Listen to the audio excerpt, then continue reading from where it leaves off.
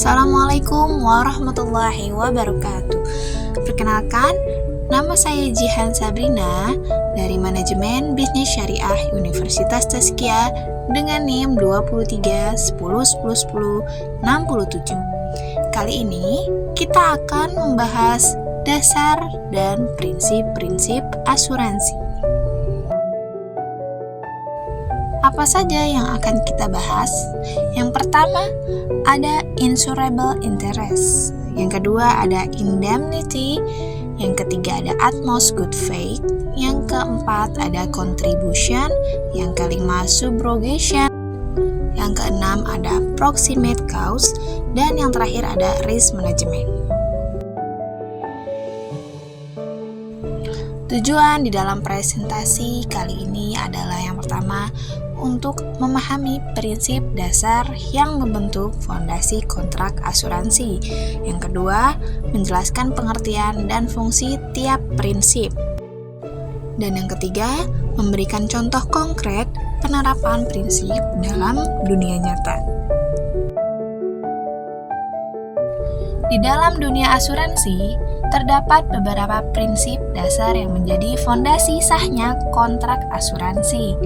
Prinsip-prinsip ini tidak hanya menjamin keadilan antara tertanggung dan penanggung, tetapi juga memastikan bahwa praktik asuransi berjalan sesuai etika dan hukum.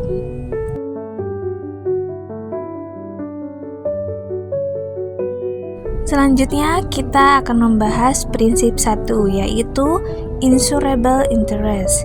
Insurable interest adalah prinsip bahwa pihak yang mengasuransikan sesuatu harus memiliki kepentingan hukum atau ekonomi atas objek yang diasuransikan. Artinya, pihak tersebut akan mengalami kerugian secara finansial jika objek tersebut mengalami kerusakan atau kehilangan. Tanpa insurable interest ini, kontrak asuransi dianggap tidak sah. Ini mencegah seseorang membeli asuransi atas sesuatu yang tidak ada hubungan kepentingan pribadi ataupun finansialnya, dan hanya demi mendapatkan uang dari klaim.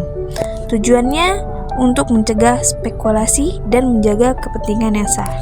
Contoh kasusnya seperti pemilik mobil mengasuransikan kendaraannya, bukan seseorang mengasuransikan rumah milik orang lain tanpa izin.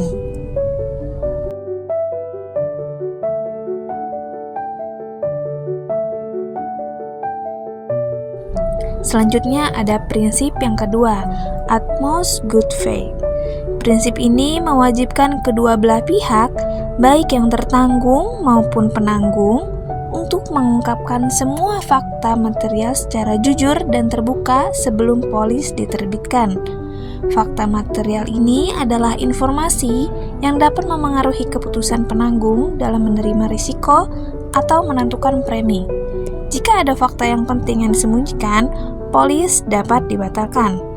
Fakta material yang dapat kita ambil adalah informasi penting yang memengaruhi penerimaan risiko oleh asuransi. Contoh kasusnya seperti menyembunyikan riwayat penyakit dalam polis asuransi jiwa, itu bisa dibatalkan.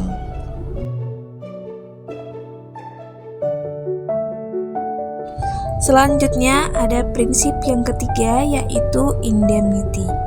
Indemnity ini berarti bahwa tertanggung akan dipulihkan ke kondisi keuangan sebelum terjadinya kerugian, bukan mendapatkan keuntungan dari kerugian tersebut.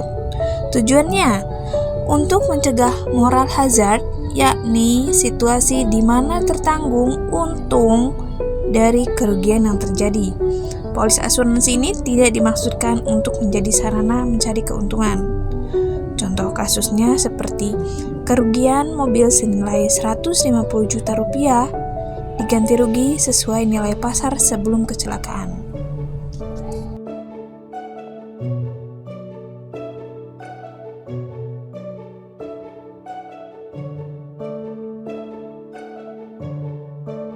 Adapun prinsip yang keempat, yaitu contribution.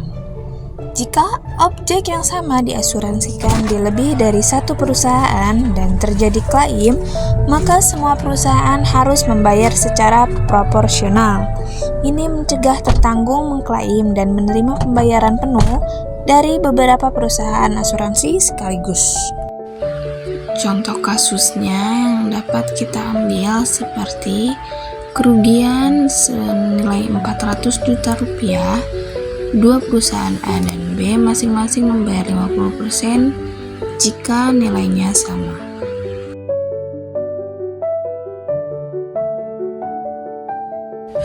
Selanjutnya ada prinsip kelima, yaitu subrogation. Setelah membayar klaim, perusahaan asuransi berhak mengambil alih hak tertanggung untuk menuntut pihak ketiga yang menyebabkan kerugian.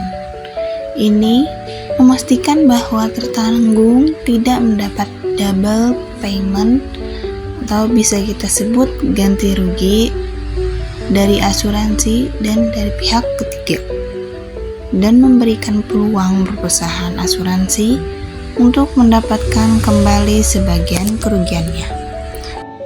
Tujuannya adalah untuk mencegah double recovery oleh yang tertanggung.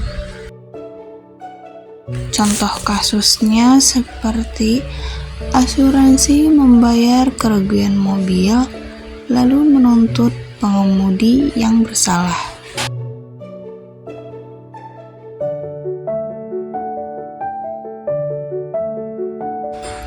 Selanjutnya prinsip keenam, yaitu proximate cause. Proximate cause adalah penyebab utama dan langsung dari kerugian, bukan hanya kejadian yang kebetulan mendahului atau mengikuti kerugian. Dalam menentukan klaim, perusahaan asuransi akan melihat apakah penyebab langsung kerugian tercakup dalam polis. Jika bukan penyebab utama proximate, klaim bisa ditolak. Contoh kasusnya seperti kebakaran akibat banjir tidak diasuransikan, klaim dapat ditolak. Tujuannya untuk menentukan apakah kerugian ditanggung berdasarkan sebab utamanya.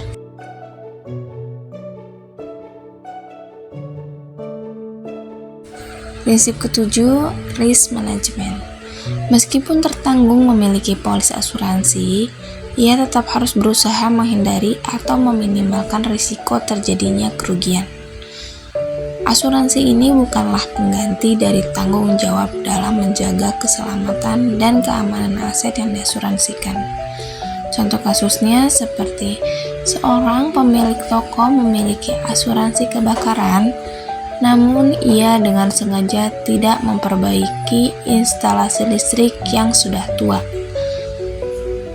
Jadi saat terjadi kebakaran, bisa saja klaim ditolak karena kelalaian berat yang menunjukkan manajemen risiko yang buruk.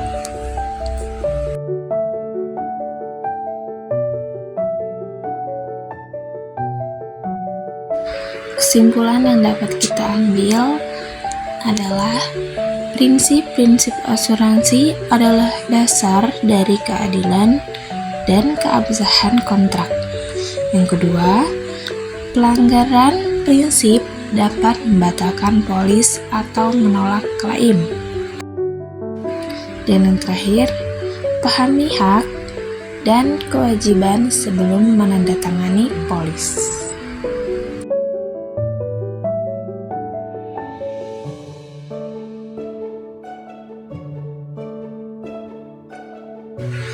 Sekian presentasi dari saya, Jihan Sabrina. Jika salah ada kata, mohon maaf sebesar-besarnya. Wassalamualaikum warahmatullahi wabarakatuh.